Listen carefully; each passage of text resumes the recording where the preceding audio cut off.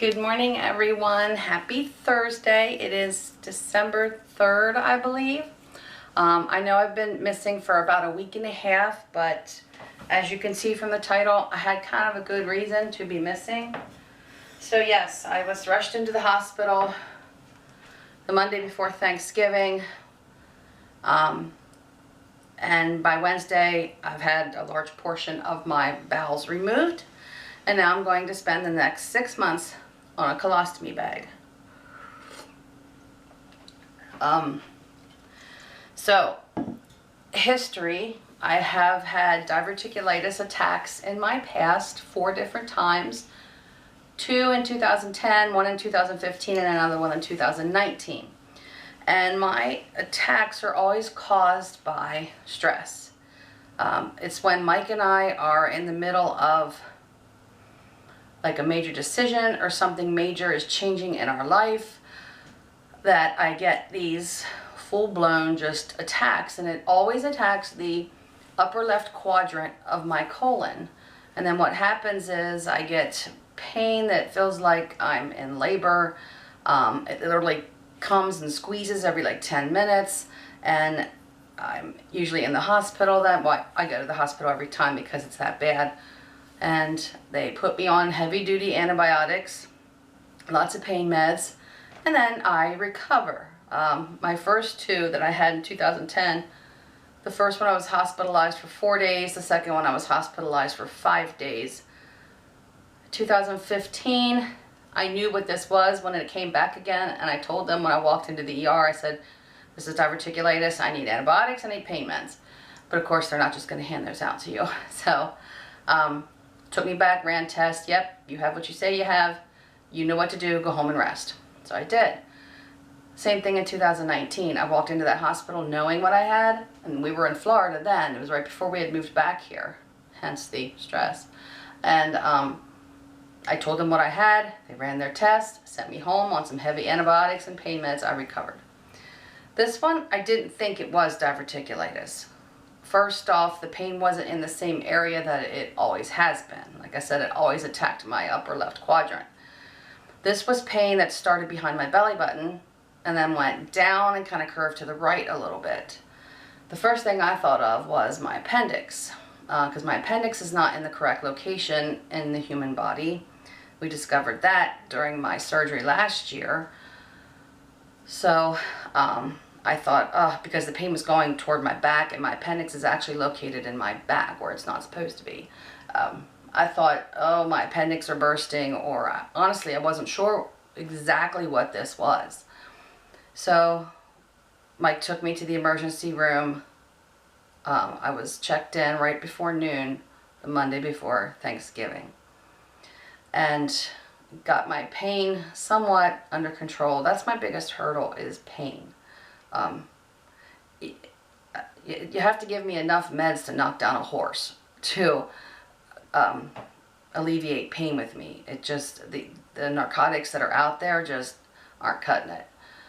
So we got me stable and into a regular room. Of course, they wanted to monitor me for a while and put me on an IV antibiotic and fluids, and by Tuesday, the next day, something changed.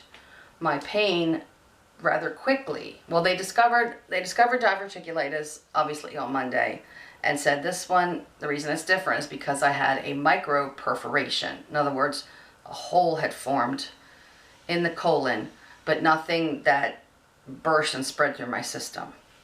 That was what it was on its way to do. If we hadn't gone to the hospital as quick as we did, this probably would have killed me this time. So we caught it when it was still at the micro perforation stage. So what happens then, and I'm sorry if this is so disgusting, but y'all saw my title. A big pus sac had formed. That infection that gets in there, that had not exploded yet, but it was this major sac of pus that was causing me all this pain.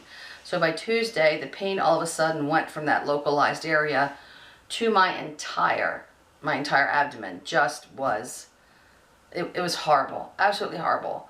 I told the doctor, I said, something has changed. And they didn't want to listen to me right away. You know, again, because I needed more pain meds. The pain was unbearable. And of course, you know, with the opioid crisis and the way it is nowadays, the damn pill popping junkies out there make it bad for those of us that are legit and honest. And I don't know if they thought I was just fishing for more meds or what the deal was. So I laid in pain then till Wednesday. And finally I had to get a little ignorant. I'm like, you need to do something. You need to run another CT scan. There's something else going on in here. So they did, and sure enough, it had spread. Had I not been forceful, I would have died in the hospital. So I was rushed into surgery Wednesday night, and it was a 4-hour surgery. I was back in my room at 10:30 Wednesday night, and I laid there in recovery. And I laid there in the hospital then until Tuesday night. I finally got back home here. So I was in a total of 9 days. So a pretty decent section of my bowels has been removed. I am on a colostomy bag. I'm still full of staples. I think Mike counted like 28 staples, and then it was hard for him to count because he could barely stand to look at me. I'm going to back up. I'm going to cover the colostomy bag with my hand, but I'll let you see like the staples themselves. Let me tuck my shirt and my bra. And you can't see all the staples because they literally go down to the pubic bone. But this is what I currently look like.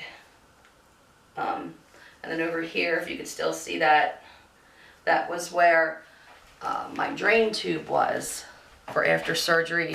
They had tubing in me that snaked all through my intestinal tract for about 18 inches of tubing to collect what they call bowel sweat, which is so gross, the stuff I've had to learn to get through this. But your bowels are sweating and releasing just fluids and stuff, and it's because of surgery. So that drain tube stayed in until I came home from the hospital. So life with a colostomy bag is not easy. Fortunately, a lot of my swelling has gone down. When I came home from the hospital, my belly was out here. I looked like I was at least 7 or 8 months pregnant. So my swelling is going down quite a bit now. I can't wear any clothes that have like zippers, snaps, buttons, and I probably won't ever be able to wear those until they take this bag off of me, which is going to be 6 months down the road. I will live with this bag on for 6 months. Then they will go in and reopen me in another huge vertical incision and sew the bowels back together again and close up the hole and remove the bag. So I will be in larger shirts and leggings and that type of stuff for 6 months, which I'm not going to complain about something like that. That's how I'm most comfortable anyway. You know, I'm cool with leggings. The bad part is I don't have a lot of clothes for the top part of me that are big enough to cover the bag, because obviously when I am able to go out of the house again, I don't want people seeing that I have this colostomy bag hanging on the front of me. So while I was in the hospital, my friend Missy went out and she's like, well, what size do you want me to buy? I said, well, I'm currently wearing a large in my leggings and stuff. I said, so just get me some more leggings, one size up. Give me extra larges. I said, as far as shirts, that's where I need the biggest. So she was picking me up like 2X and 3X shirts. She just filled like 3 giant bags from Boscov's and Old Navy. And I think she went to Kohl's as well. And she said, here, she said, put them all on my credit card. Just try on what you want, and what you don't want, I'll return to the store. So that's what I'm kind of in the middle of doing. This was my own shirt that I had, but the leggings that I have on are a new pair from Old Navy. And they're definitely bigger than what I normally wear, but I can't have something that's squeezing me over top of the hole. The hole meaning the stoma. And if you don't know what all that is, and you want me to explain it, well, you might want to turn your camera off now, or whatever you're watching this on. You might want to turn that off now before I explain it. So the stoma itself is the hole that they cut into your stomach, and they literally pull your colon out on the outside of you cut the big hole in it, and roll it down like you would roll down a turtleneck sweater the whole way around. So that hole is my colon on the outside of my body, all rolled around. And then it's stitched in there so that it can't roll back in again. So when I eat, food flows from the stomach into the large intestine and then right out that hole into the bag. It's absolutely disgusting. There's no other way to put it. But again, it's a learning thing.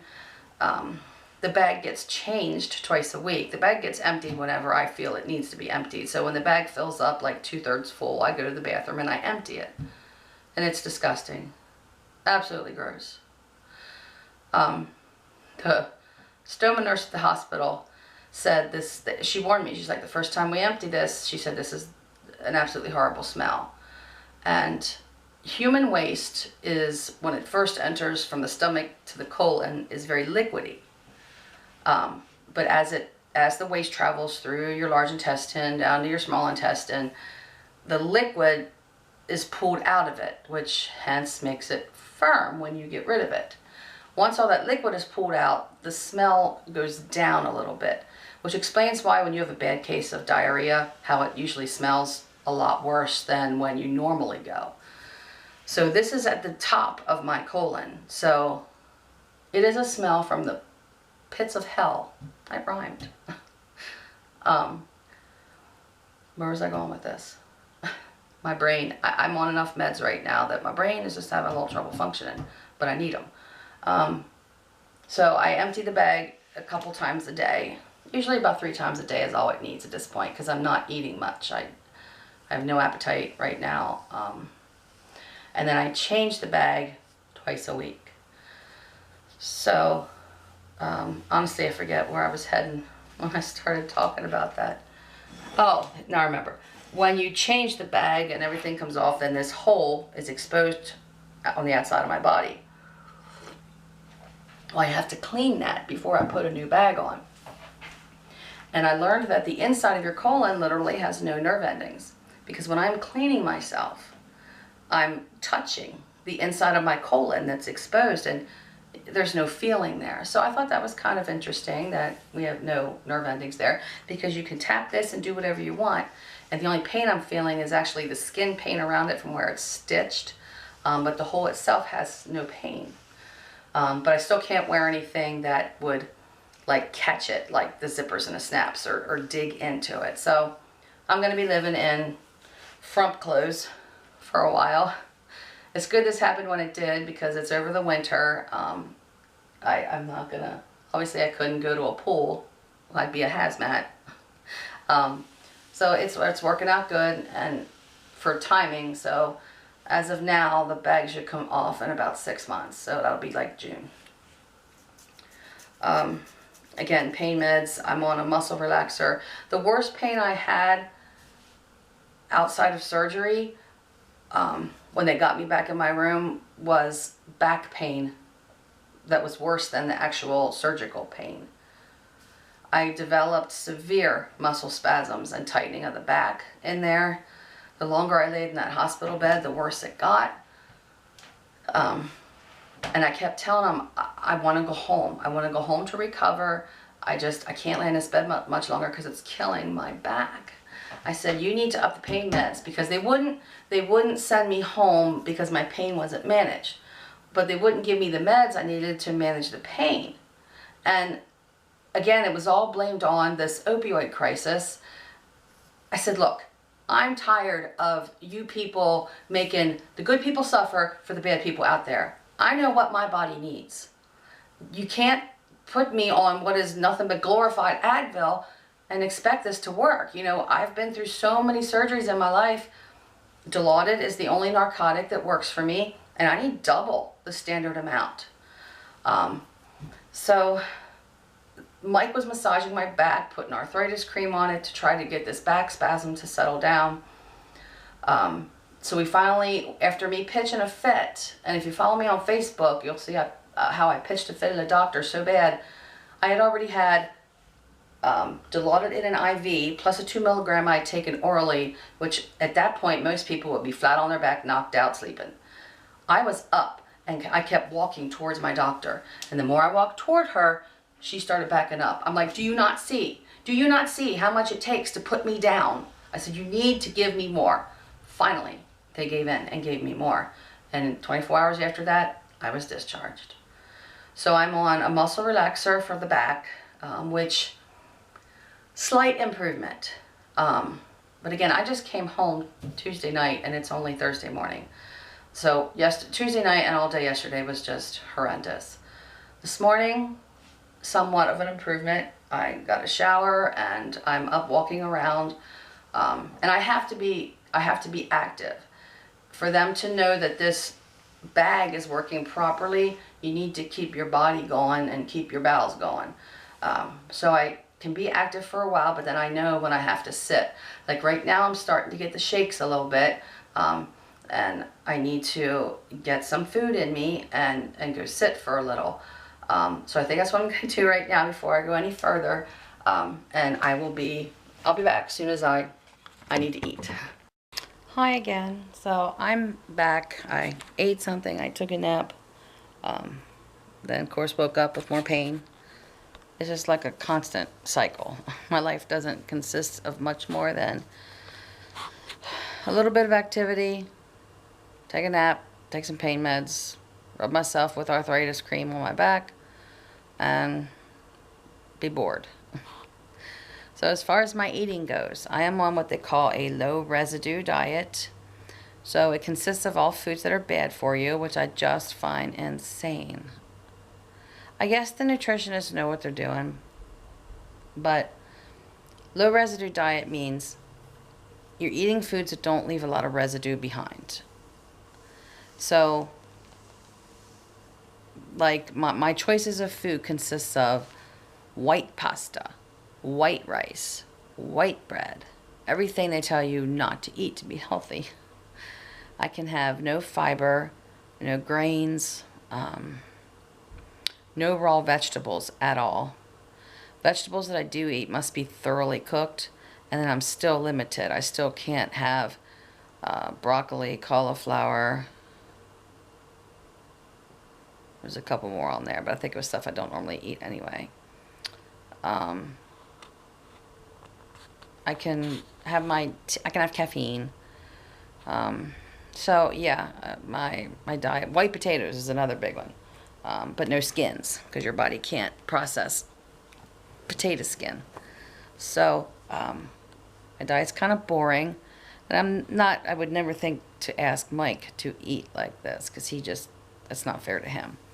So our dinners are kind of weird while we're home. Last night I was able to get up off the chair long enough. I made some hamburger barbecue.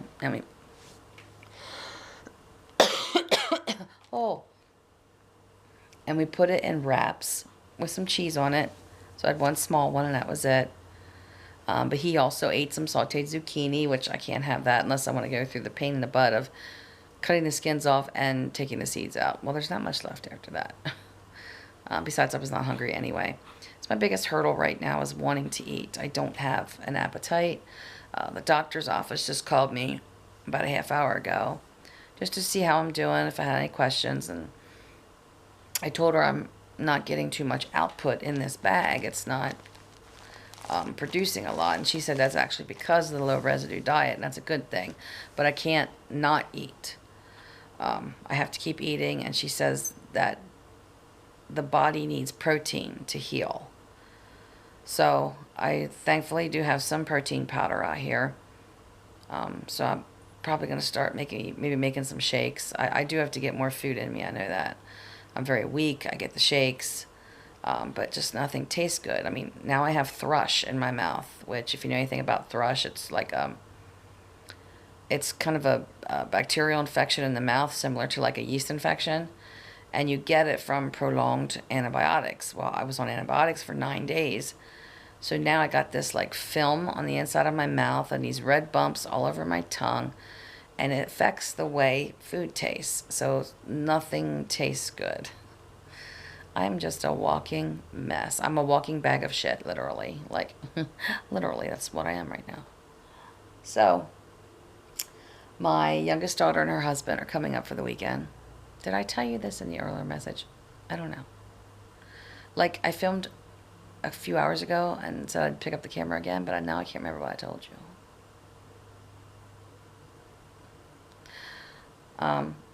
If I did tell you, I'm sorry, but my youngest daughter and her husband are coming up for the weekend, and we're going to decorate our tree Friday. But tonight, Mike is going to get the tree out of the box and set up. So I will film us doing that. My husband has been fabulous through all this. That man has put up with so much crap from me in the 36 years we've been together, with all my medical crises that I have. And he is absolutely amazing. He slept in the hospital with me most of the time. He just didn't want to leave my side. I made him go to work toward the end of last week. I'm like, okay, you need to go to work now. You're not doing me any good sitting in here, and we're losing money. I'm not trying to be a bitch, but you need to go to work. So, yeah. Trying to watch your finances, and then your husband all of a sudden loses, several $100s of overtime in 1 week. But we'll be okay. We always are. So that's where I've been. I've been laying in the hospital. And I haven't been home just about, what time is it? 3:30. I've been home roughly 48 hours as of right now. So I think I'm doing okay. And when I described to the nurse on the phone how I was feeling, she thinks I'm right on track. So I'm going to go the 11th, I think, of February is what they're shooting for, to get my staples out. Until then, I can't drive, and I also have a visiting nurse coming twice a week. And in order to qualify to have a visiting nurse, the insurance company to pay for it, they have to label me as homebound. So technically, I'm not to be out of the house, which we had no plans to go anywhere anyway, except to pick Tia and Matt up at the airport tomorrow and then take them back Monday. I honestly don't know that I could go even if I was permitted, because I can't. It's an hour and a half down and back, and that's a lot sitting in a car with these staples in.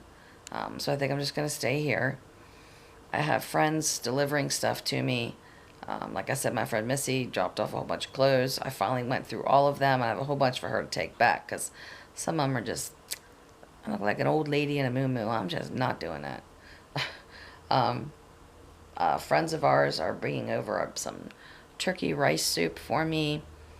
I have Missy bringing me some potato soup sometime next week. So people are taking care of me. I have a great support system, thank God. So I'm going to shut this message off now, but I'll pick the camera back up when it's just me and Mike again tonight, and he's setting up our tree. Can't bet much more.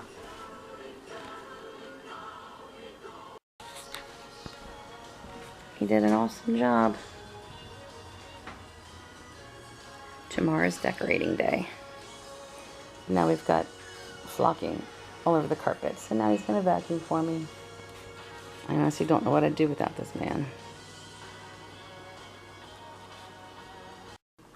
Alright, so that's going to do it for today. It's about 7 o'clock. Mike's going to be getting ready to go to bed here shortly, so the tree is up but not decorated. That's the job of my daughter and son-in-law tomorrow night. So Mike will be picking them up at the airport around 2. So then we have them till Monday morning. So I'm going to do a whole weekend vlog while they're here, with the tree decorating and baking cookies and stuff like that. So I'll be back, and I am back. For those of you that missed me, thank you. I saw the comments. I appreciate it. Didn't have a camera or a computer at the hospital to walk you through this, but next time I have a medical emergency, I'll see if I can remember to take that stuff along. Yeah, right. All right, talk to you soon. Thanks. Good night.